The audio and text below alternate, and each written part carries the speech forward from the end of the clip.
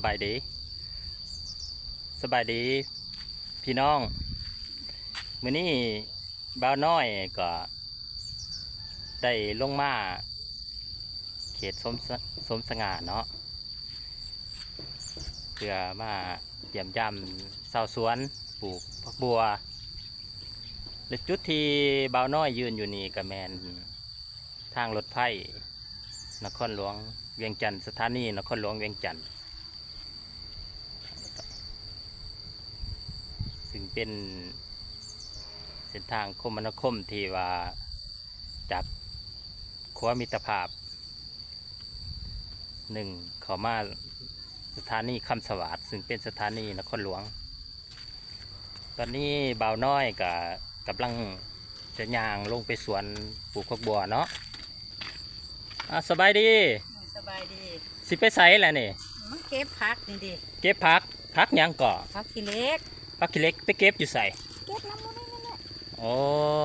บ้านอยู่ใส่แหละอยู่เทิงนี่นะโอ้อยู่เทิงบ่แม่นเฮือนไม่ตู้บ่บอนนั้นบ่พูดไม่ตู้อยู่3 แยกบอลลงมามีห้านขายเครื่องซื้อแนวใดไม่ตู้ไม่ตู้ร้อยจักปีแล้ว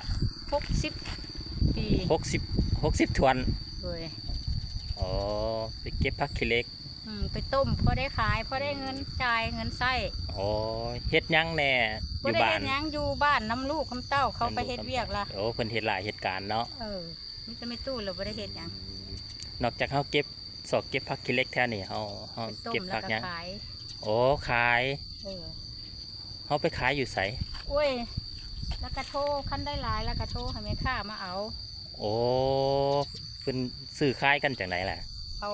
ขั้นต้มแล้วจืดแล้วล่ะเขาขายเขาโลนึง25,000โอ้ไรเป็นโลเขาไปขายพุ่น30เขาก็ได้5,000กีบ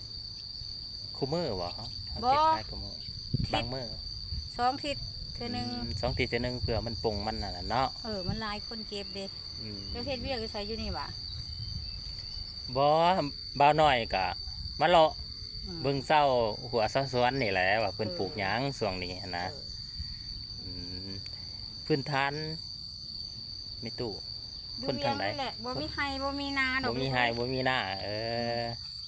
เก็บพักฮักหญ้าขายไปเฉลี่ยยามแดงกับก้นปูก้นเขียดขายไปเฉลี่ยก็ได้10ได้5ก้นเขียดก้นยังไรเฮาไปหาแถวใดก็แถวนี้บ่ลงน้ำแถวนี้แน่แล้วก็ไปทางภาคเบื้องนั่นแน่ไปเบิร์ดสุบอนบ่ได้มันเจ้าโอเคขอบใจเด้อแม่ตู้เด้อเอาเป็นหยังนี่ก็แม่ตู้เพิ่นเนาะเพิ่นเราเก็บผักขี้เหล็กเพิ่นว่าเก็บขี้เหล็กแล้วไปต้มขายส่งให้แม่ค้ากิโลละ25,000กีบไรเป็นกิโลเพื่อนเพิ่นไปอยู่แถวพี่น้องเขาสิไปสวนบ้านน้อยก็สิพาลูกไปสวนผักบัวเพิ่นก็คือสิถาเฮาแล้วพี่น้อง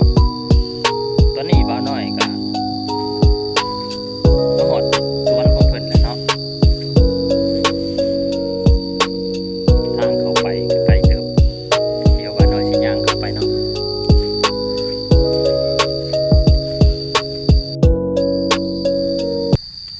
ถึงแม่พี่น้องเพิ่นปลูกผักบัวตายแต่หลายแท้โอ้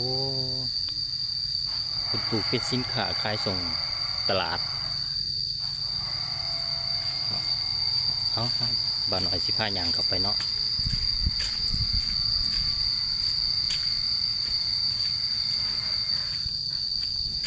ผักบัวพวงงามลายแปลง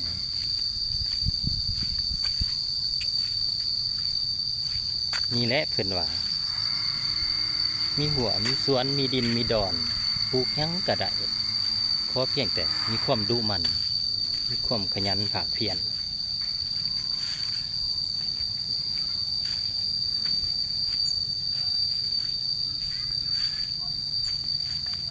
เป็นปลูกหลายน้อยเพิ่นก็ได้ลบได้กด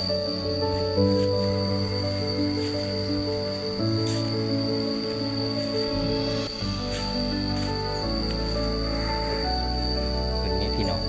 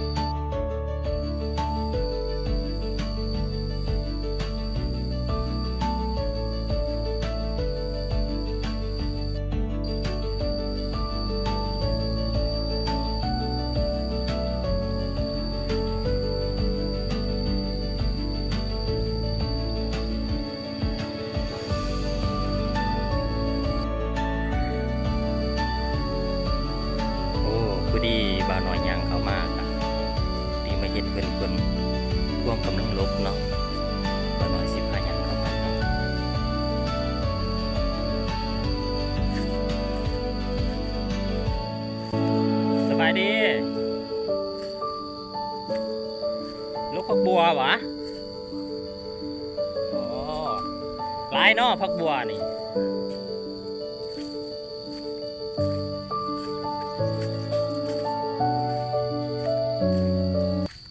พ่อลกเหรอวะนี่ มันเดือนกว่า เดือนกว่าแหละเบิ่งแม่พี่น้องเพิ่นพ่วมลกเขาลก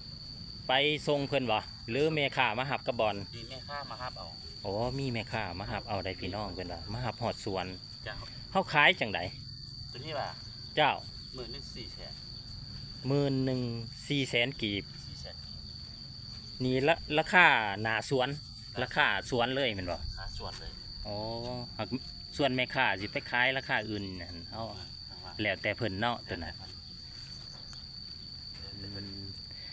คือแต่ละมื้อนี่แม่ข่าเพิ่นมานี่เหรอวะ มานี่นะจองเขาโทรจองก่อนแล้วเขาจะมาลง โอ้พี่น้อง เอาลูกค้าเพิ่นแล้ว เออ ฮอดโมงเพิ่นก็มาครับเอา ตัวนี้แม่ข่าประจำเลยพี่น้อง ได้ ตัวเฮาลกนี่ด้นปานใดนี่ครับปลูกนี่ เดือนกับถ้ามันงามก็เดือนประมาณ 4-5 มื้อก็ได้ลงแล้วถ้าว่ามันงามก็เดือน10 ปลายมื้อ15 โอ้ มื้อ แสดงว่าเดือนปลายเนาะ เดือนปลายมันจะปวดมาก เออตัวนี้เขาเอิ้นแนวพันธุ์ รับแรง พันธุ์รับแรกเป็นพันธุ์นำเข้าบ่หรือพันธุ์ดั้งเดิม ท่านนำเขาเพราะว่าเขาสร้างเอาก่อนมันเอามาขายอะไรมันโดยเฉพาะ เ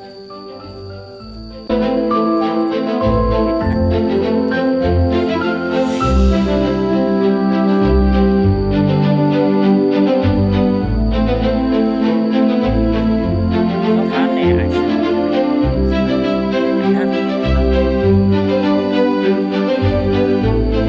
เป็นสวนเฮาเองเลยบ่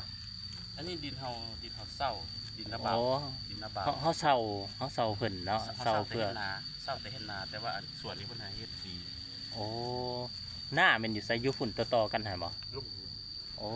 ยพี่น้อง กว่าไผ เพิ่นเฮ็ดทั้งหน้าเฮ็ดทั้งสวน มีรายได้หลายต่อเพิ่นเอิ้นว่า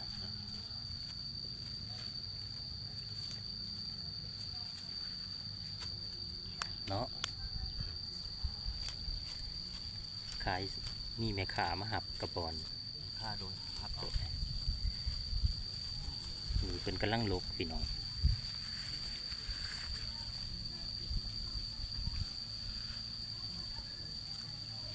เนื้อที่เฉพาะเฮาปลูกปักบัวหอมบัวนี่หลายปานใดนี่ ประมาณไร่ปลายนี่นะ ไร่ปลาย ไร่ พี่น้อง ทำงานนี่แหละ เอ่อการลงทุนจังใดอ้ายเว้าสู่ฟังแหน่ ลงทุนว่าเฮาสร้างอันนี้นี่มันเป็น100 กิโลมีอยู่2 ล้าน2 ล้าน8เขาสร้างฝนคอกต่างหาก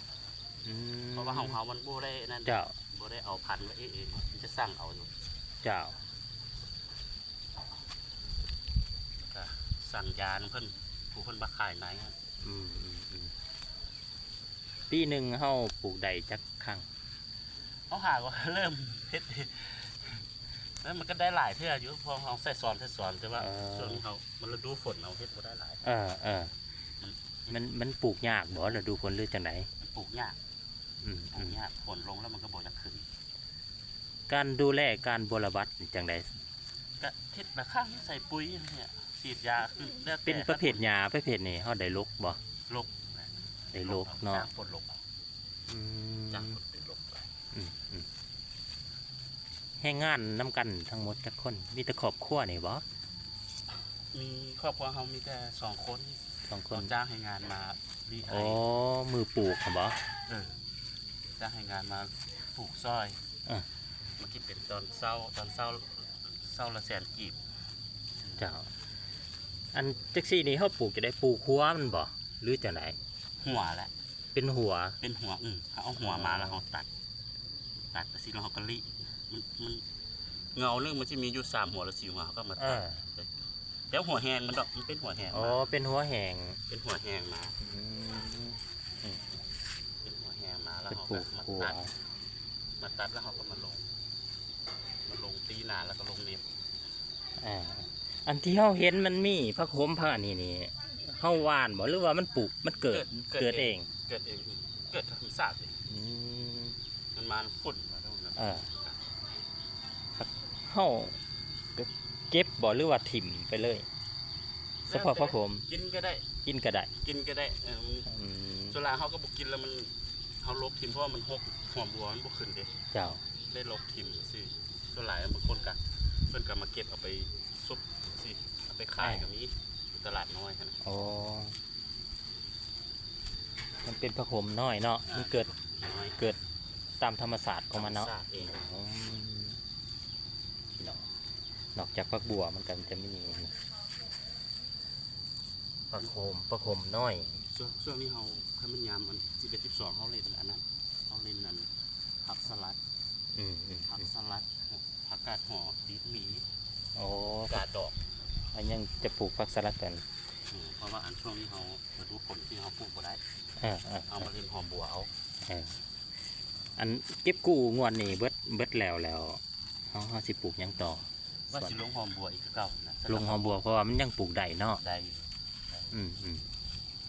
หลังจากนั้นมันช่วงเดือนใดเขาปลูกสลัดปลูกผักกาดทั้งนั้นนะ 11 เดือน11 ไปหาเดือน12เดือน2เดือน1หมดแล้ว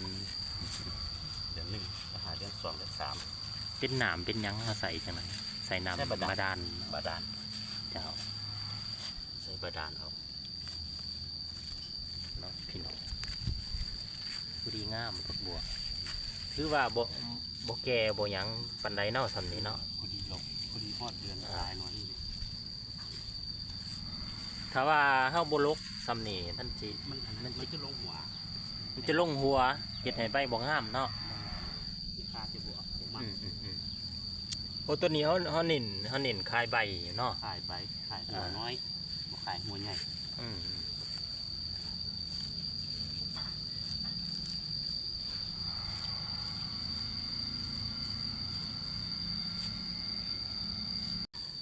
ต้นทุนเฮาก็ถามไปแล้วเนาะเฮาก็สิบ่น้อยก็สิถามเพิ่นว่าไล่หับมันโดย ได้อยู่ เฮา เอาลง ได้จังใดให้เว้าสู่ฟังได้บ่ แล้วพอได้อยู่มันก็พอได้อยู่สมมุติว่าเราลง100สินะลง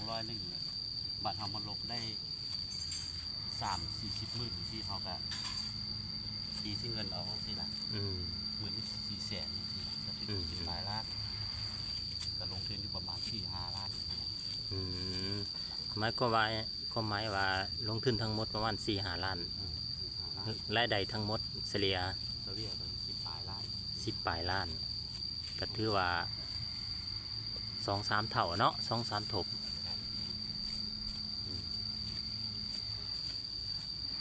พอต้นทุนส่วนร้ายกับแมน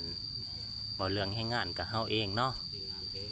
มีแต่ต้นปลูกกันเฮาได้จ้างคนมาปลูกซอยแม่นบ่ ด้วย เพราะมันต้องได้ปลูกจำนวนหลายแม่นบ่อ้ายเพิ่นก็ว่า เท่าละ50 โลเท่าละ100 โล เอาสอบคนเมียนี่บ่ไหว อืม เอาคนมาต้อย เนาะพี่น้องเพิ่นก็ว่าสองผัวเมียเพิ่นก็บ่ไหว้เวลาปลูกกันเพิ่นได้หาแรงงานเพิ่มจ้างคนมาปลูกซอยเพิ่นว่าแต่เวลาลกนี่ลกเองเนาะ เราเอง เพราะว่าเฮาบ่ได้พาไปไสลกตามจำนวนแม่ค้าอยากได้เนาะ สั่ง อ่า ค่าสั่งมาเลยครับ แม่นพี่น้องเพิ่นก็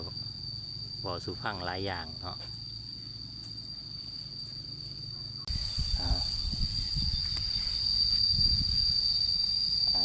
เอามาเห็นอีกเนาะเดี๋ยวเอาสิย่างไปหาเพิ่นสบายดีอ้ายกำลังหดเนาะถ้าได้หดทุกมือบ่ นี่ฝุ่นกระบวนฝุ่นล่าง อ๋อปกติมันพ้นตกจังสี่เฮาก็ยังหดบ่ แมนมันล่างที่ตมบอกจัด โอ้เฮาได้ล่างขี้ตมพี่น้อง จะเป็นกงขึ้นต้น พอเวลาฝนตกมัน ล่าง ขี้ดินผงจับใบมันน่ะเฮ็ดให้มันบ่งามนะพี่น้องเวลาเป็นว่าเพิ่นหดน้ำนี่เพื่อล้างขี้ดิน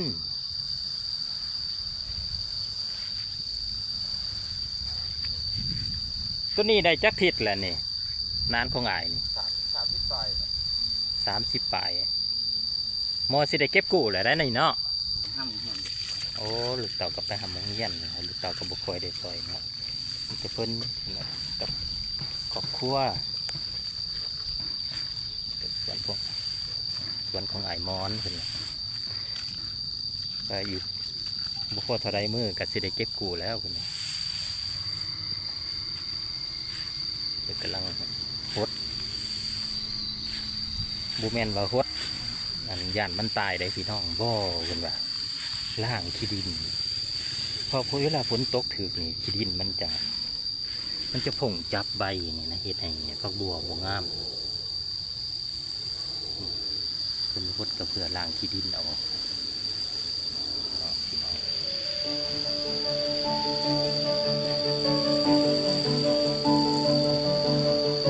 พวกอ้ายก็ไม่ค่ามาหับเอาคือกันเลยเนาะ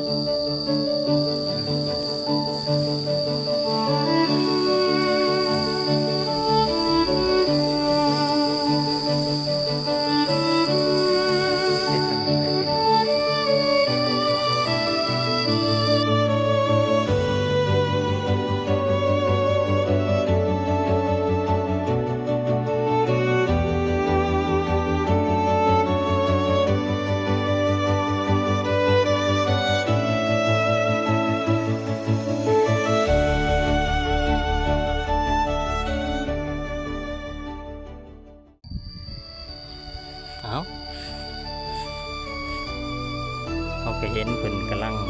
ใจผักบัวอยู่พูนอยู่เทียงเนาะ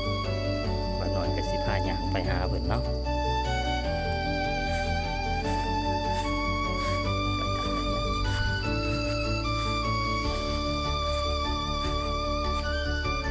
นี่คือหน้ายายเพิ่นว่าเป็นแดงส่วนหนึ่งเฮ็ดหน้าเพิ่นกระดำแล้วเนาะ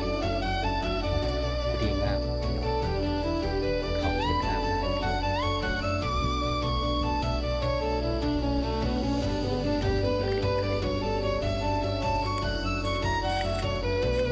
ก็น้อยก็สิย่างไปหาเพิ่นเนาะเพิ่นกำลังเลือกผักบัวใจผักบัว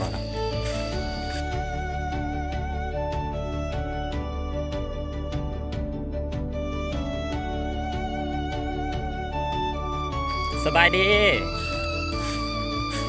โอ้มีแต่ผูงามๆเนาะ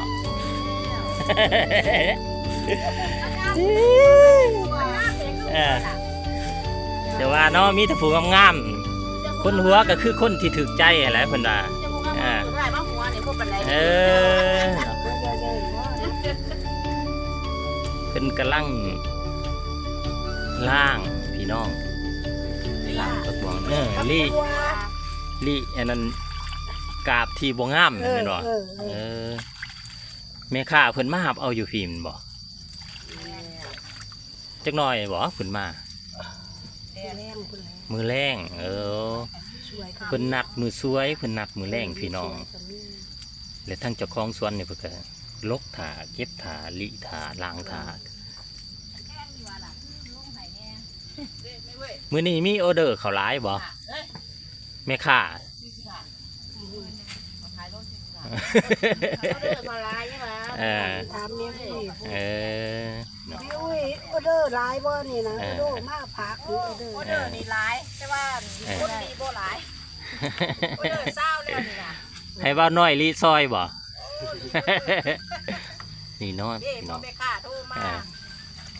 อ้ายเพิ่นลกแล้วเพิ่นก็ค้นขึ้นมาให้อยากกล่องมาใส่ตีนสินเลยตีนสินไว้เดี๋ยวนี้บ่ว่าจะเพิ่นเด้อคอยก็ลืมเด้ง่ายไปเพิ่นจะได้กบมาสิค่าแต่นั่นน่ะมันสิว่าหลงทางบ่กลัวดิก็ว่าดิอันนั้นเพิ่นเฮ็ดอันนี้เพิ่นเฮ็ดอยู่นั่นพี่น้อยนั่นเฮ็ดนั่นเพิ่นแล้วคือกระโปกเมียนพี่น้องมัดเป็นมัดเป็นมัดเป็นมัดถามชื่อพี่น้อยนั่นน่ะลงส่งซ่อนอยู่ส่งขาสั่นอยู่กินขึ้นมา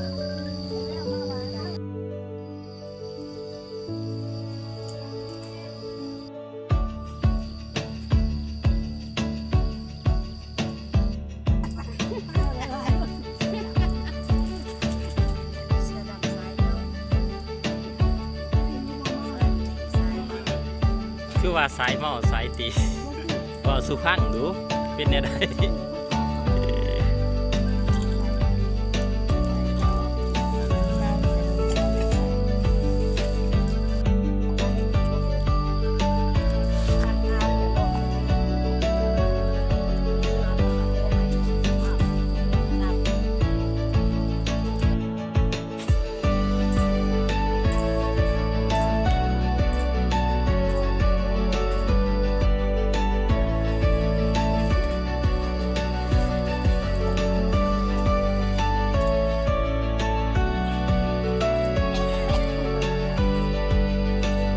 ตัวหน้าดำแล้วนะเนาะ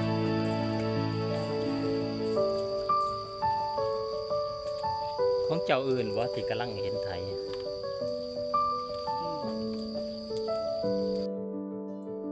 ก็สิได้มาเลยปฏิกี้เขาอยู่สมสง่านี้ปลูกพักเนาะผักสลัดเนาะ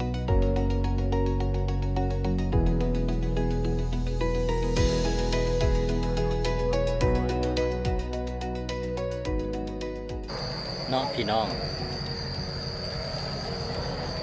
นี่ก็คลิปนี้บ่าวน้อยก็ได้มาเบิ่งสวนผักบัวเนาะได้สอบถามวิธีการปลูกของเพิ่นต้นทุนหน่อยหลายสำใดผลกำไรสำใดทาแห้งหรือว่าเรือแห้งส่วนหลายเป็นคนในครอบครัวของเพิ่นเนาะสำหรับการซื้อขายกับแม่ค้ามาหาถึงสวนตามราคาส่งเอามาหอดนี่เวลาของบ่าวหน่อยก็เบิดแล้วเนาะขอบใจพ่อแม่พี่น้องทั้งภายในและต่างประเทศที่ซัพพอร์ตและติดตามบ่าวหน่อยและก็อย่าลืมติดตามบ่าวหน่อยในคลิปต่อไปนี่เด้อว่าบ่าวหน่อยสิไปจุดใดนั้น